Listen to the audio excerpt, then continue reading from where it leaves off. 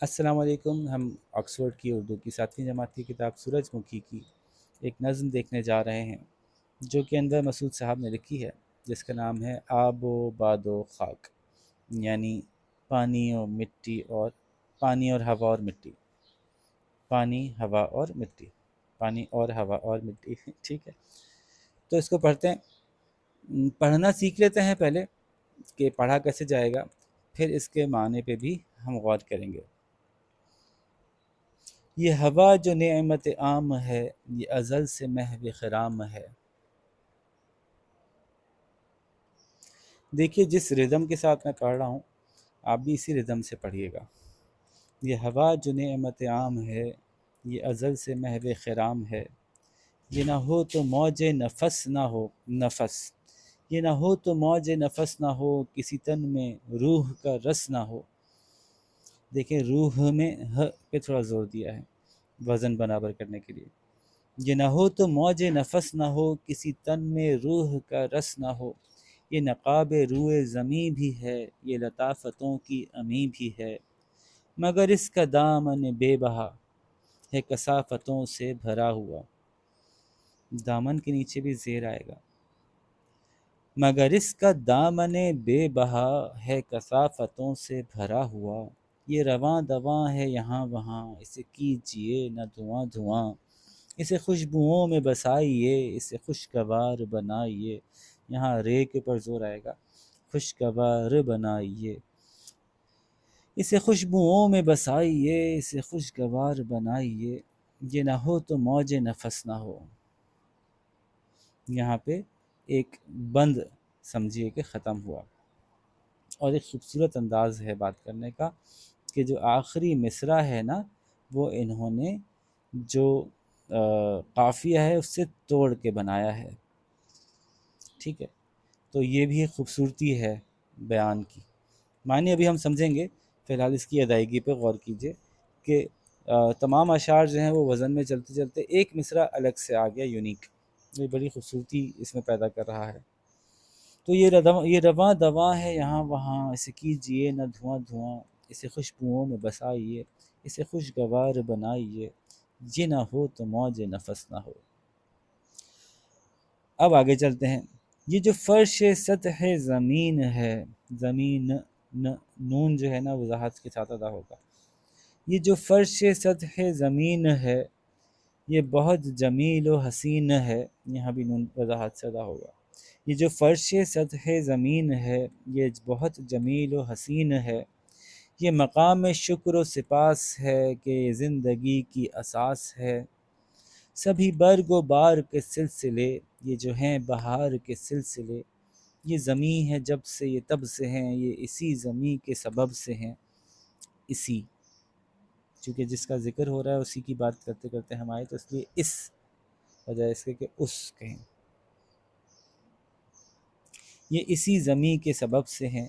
اسے داغدار نہ کیجیے، اسے ریگزار نہ کیجیے۔ اسے سبزہ زار بنائیے، اسے سازگار بنائیے، کہ یہ زندگی کی اساس ہے۔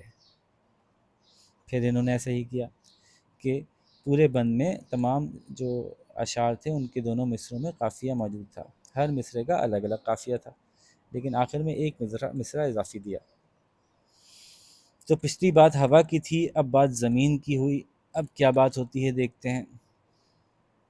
یہ جو تشنگی کا جواب ہے، جو نصیب نعمت آب ہے، یہ جو زندگی کا ظہور ہے، یہ جو اس کا جوش و وفور ہے، اسی موج آب کے دم سے ہے۔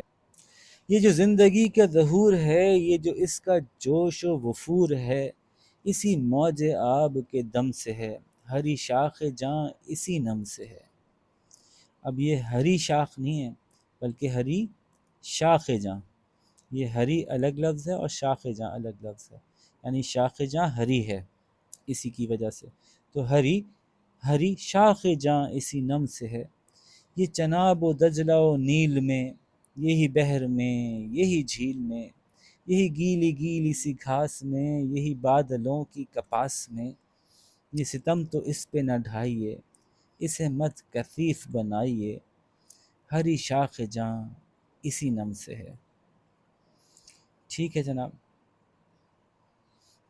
تو یہ خوبصورت انداز سے بہت خوبصورتی کے ساتھ پریزنٹ کی ہے. اس میں جو اضافی مصرے ہیں آپ یہ غور کیجئے کہ یہ پچھلے بند میں سے جو ایک بہت اہم مصرع ہے اس کو لے کر ریپیٹ کیا گیا.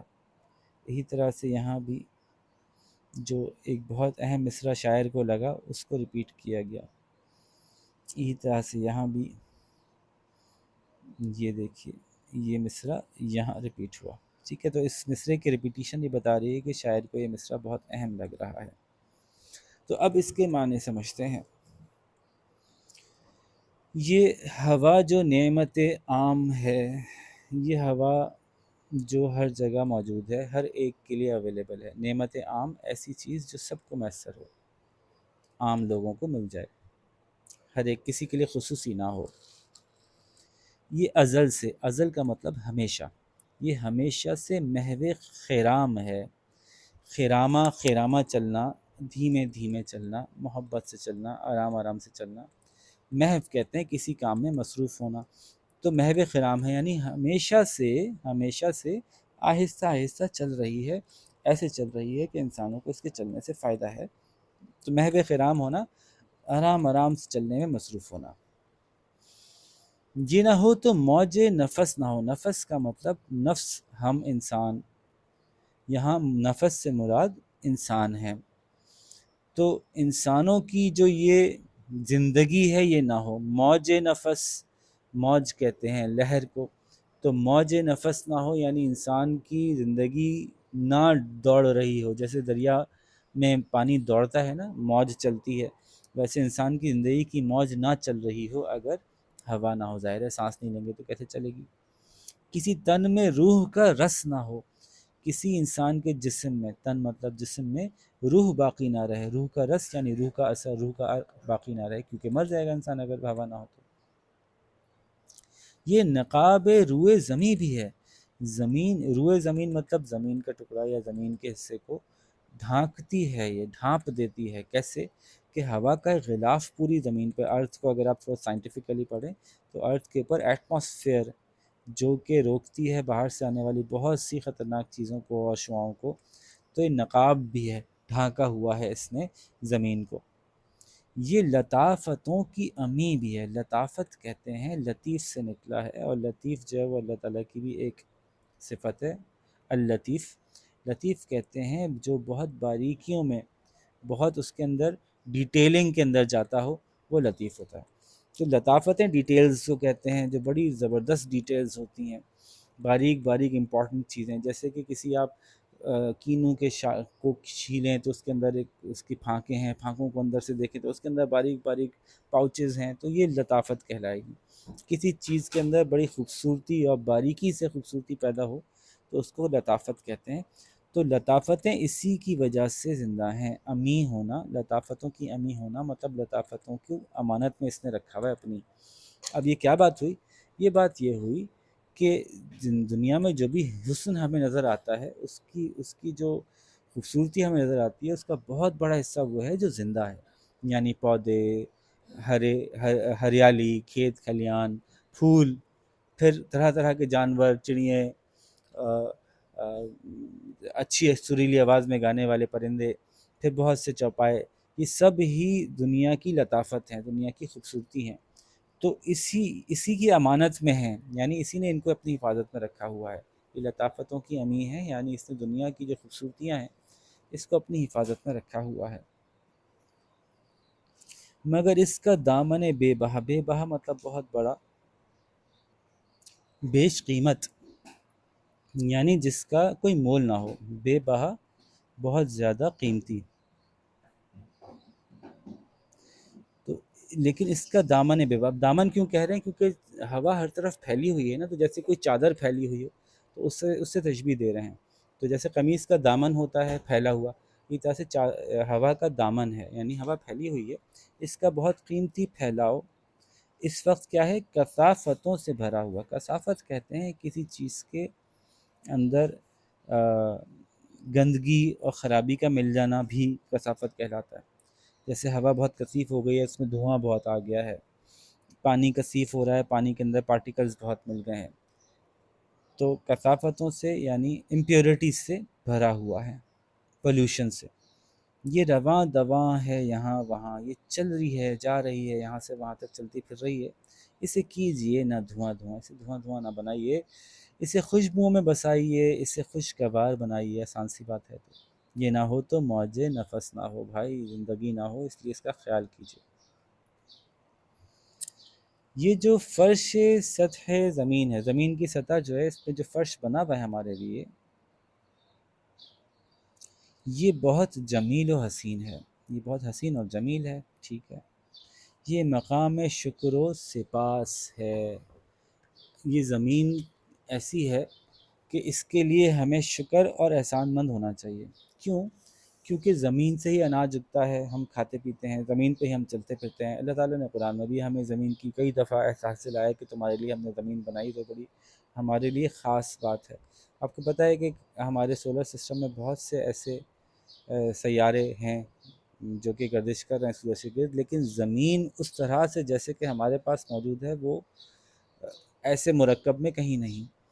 جیسے کہ جو سورج سے کچھ دور ہیں، جوپیٹر ہوا، وینس ہوا، جوپیٹر ہوا، یا آپ کا وہ اور پیچھے کے جو بھی سیٹرن ہوا، تو یہ گیس جائنٹس ہیں، یعنی ان کے اندر پاؤں رکھنے کو زمین آپ کو نہیں ملے گی، اتنا ڈیپ گیس ہی گیس ہے اس کے اندر۔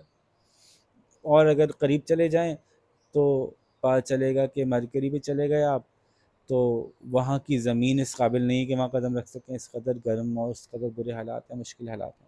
تو یہ جو زمین ہمیں ملی ہے اتنی بہترین کہ اس پہ ہم نہ صرف چلتے پھرتے رہتے ہیں، زندہ رہ سکتے ہیں، بلکہ اس میں اگاتے ہیں، کھاتے ہیں، ہمارے جانور بھی اس میں رہتے ہیں، پلتے ہیں، ان کو بھی ہم کھاتے ہیں۔ تو ہمارے لیے شکر اور احسان مندی، سپاس احسان مندی کا مقام ہے۔ یہ ایسی چیز ہے کہ اس کا ہمیں شکر کرنا چاہیے، کیونکہ یہ زندگی کی اساس ہے۔ اساس کا مطلب ہوگا کہ اصل ہے، اصل زندگی یہیں سے شروع ہوتی ہے۔ نہیں کہتے کہ مٹی سے بنے ہو مٹی میں ہی جاؤ گے، تو اس لیے اساس جو ہے وہ اصل کو کہیں گے۔ تو زندگی کی اصل ہے، زندگی کی بنیاد ہے، اساس بنیاد کو بھی کہتے ہیں، کہ جس کے اوپر چیزیں کھڑی ہوتی ہیں، کہ یہ ہو تو اس کے اوپر کھڑی ہو، تو زندگی اسی پہ تو کھڑی ہے۔ سیدھی بات تو یہی ہے کہ ہماری پوری زندگی، تمام عمارتیں، سب کچھ اسی پہ کھڑا ہے۔ سبھی برگ و بار کے سلسلے، گھاس پھوس پودے، پھول، برگ و بار، پھول اور پتے، یعنی پودے وودے جتنے بھی ہیں، یہ جو ہیں بہار کے سلسلے، جو بھی بہار یعنی پودے اگ رہے ہیں، پھول آ رہے ہیں، پھل آ رہے ہیں، یہ زمیں ہے جب سے یہ تب سے ہیں۔ یہ سب جو ہیں وہ اس زمیں کے ساتھ ہی موجود ہیں، یہ اسی زمیں کے سبب سے ہیں اور اسی کی وجہ سے موجود ہیں۔ زمین نہ ہو اور زمین اچھی نہ ہو، زمین آپ کی سبز نہ ہو یا زمین آپ کی زرخیز نہ ہو، تو یہ نہ پیدا ہو سکیں۔ تو اسے داغدار نہ کیجیے، اسے ریگزار نہ کیجیے۔ تو داغدار کا مطلب تو ہوتا ہے اس کو برا نہیں کیجیے، اس کے اوپر برے نشان نہ بنائیے، اس کو خراب نہ کیجیے، اور اس کو صحرا نہ بنا دیجیے۔ زمین کو اتنی بری طرح استعمال، اب زمین کا برا استعمال کیا ہوگا؟ اس سے پولوشن پھیلانا، اس کے درخت کاٹ دینا، اس حد تک اس کے اندر جو ہے وہ جیسے کہ شہر بسا لیتے ہیں تو کنکریٹ کی لیئر بچھا دیتے ہیں زمین کے اوپر، تو اس کی وجہ سے جو ہے وہ بھی زمین خراب ہوتی ہے۔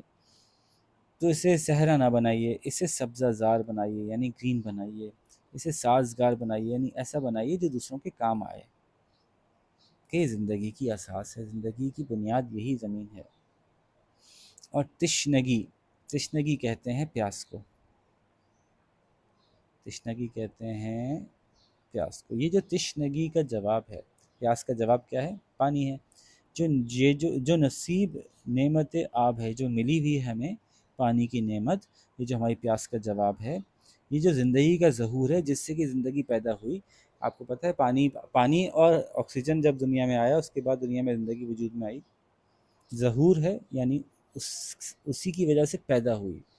ویسے تو ظہور ظاہر ہونے سے نکلا ہے، لیکن یہاں مراد ہے کہ زندگی اسی سے ظاہر ہوئی۔ یہ جو اس کا جوش و وفور ہے، وفور جو ہے وہ وافر سے نکلا ہے، وافر کا مطلب زیادہ ہونا، کسی چیز کا فراوانی ہونا۔ تو زندگی جو ظاہر ہے اور زندگی جو خوب کھل کے ہمارے سامنے آتی ہے، زندگی پھلتی پھولتی ہے، آگے بڑھتی ہے، یہ اسی کی وجہ سے ہے، اسی موج آب کے دم سے ہے، اسی پانی کی لہر یا پانی جو بہہ رہا ہے یا واٹر سائیکل جو پوری جاری ہے، اسی کی وجہ سے ہے جو زندگی کا جوش اور وفور ہے۔ ہری شاخ جاں اسی نم سے ہے، اسی نمی اسی پانی کی وجہ سے جو شاخ جان ہے، یعنی انسانوں کی زندگی ہے، جتنی بھی جانداروں کی زندگی ہے، وہ اسی کی وجہ سے گرین ہے، یعنی الائیو ہے۔ یہاں گرین کا مطلب الائیو مانا جائے گا۔ پھر دریاؤں کے نام کیے چناب و دجلہ و نیل میں۔ چناب ہمارا دریا ہو گیا، دجلہ عراق میں ہو گیا، نیل مصر میں ہو گیا، بڑے بڑے دریاؤں کے نام انہوں نے بتایا۔ یہ چناب و دجلہ و نیل میں، یہی بحر میں، یہی ہے پانی جو کہ چناب میں، دجلہ میں، نیل میں ہے، یہی بحر میں، یہی جھیل میں، یہی سمندر میں اور یہی جھیل میں پانی موجود ہے، یہی گیلی گیلی سی گھاس میں ہے، یہی بادلوں کی کپاس میں۔ بادلوں کو کپاس سے اس لیے وہ کیا، بادلوں کی گالے روئی جیسے، بادلوں کے گالے دیکھنے میں لگتا ہے روئی جیسے ہیں، تو اس کو روئی سے انہوں نے تشبیہ دی ہے۔ تو یہ ستم تو اس پہ نہ ڈھائیے، اسے مت کثیف بنائیے، اس کو پولیوٹ مت کیجیے، کیونکہ ہری شاخ جاں اسی نم سے ہے، اسی کی پانی کی وجہ سے زندگی موجود ہے، اس کو پولیوٹ کریں گے تو کیسے زندہ رہیں گے؟ تو بڑی خوبصورت انداز سے انہوں نے جو ہے وہ ہمیں آب و باد و خاک کے بارے میں بتایا۔ کہیں تو شروع میں باد و خاک و آب کے بارے میں بتایا، آپ سب سے آخر میں آیا۔ تو امید ہے کہ آپ کو سمجھ میں آئی ہوگی، آپ اس کی ایکسرسائز بڑے آرام سے کمپلیٹ کیجیے، اور آخر میں سیلف ایکسپلینیٹری کویسچنس موجود ہیں، ان کو اٹیمپٹ کیجیے۔ انشاءاللہ نیکسٹ لیسن کے ساتھ آپ سے ملاقات کرتے ہیں، اپنا خیال رکھیے گا، اللہ حافظ۔